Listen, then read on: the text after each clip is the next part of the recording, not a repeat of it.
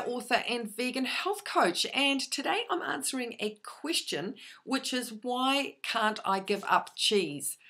It is a question that is incredibly common. I hear it a lot from vegetarians, especially vegetarians, who are wanting to go vegan and they're just finding it really difficult to give that cheese away. So I thought I would actually explain why it is hard to give up, and so it will give you a better understanding.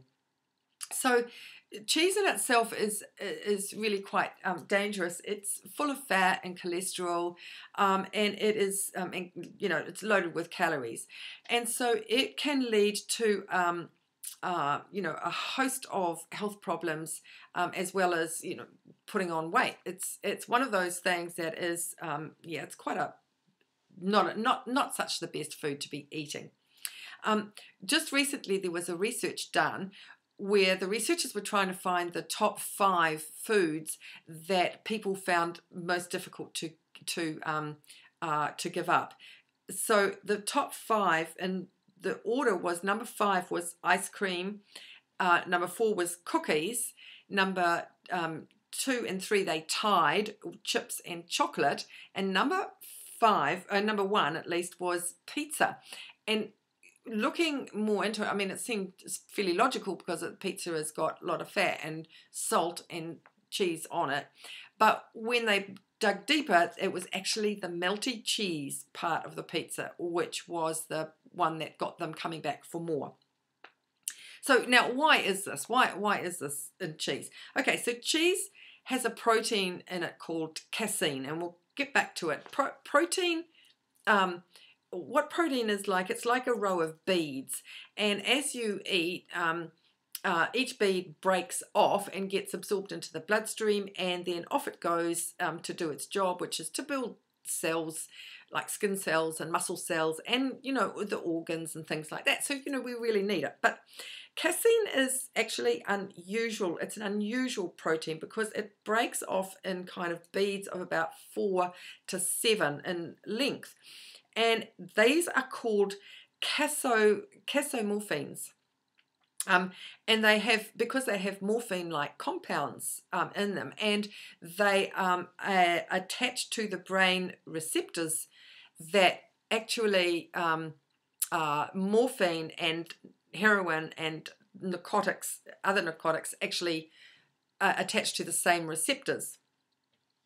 So breast milk across all animals, in any animal that has breast milk, they all have this opiate molecule in it. All right, it's built in, and the reason is that it is a reward for baby.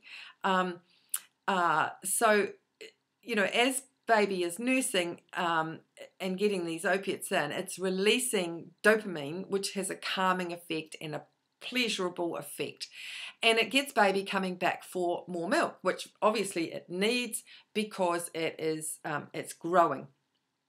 So nature is absolutely wonderful, but of course there's only a really small amount. Babies are not going to get addicted to this stuff at all.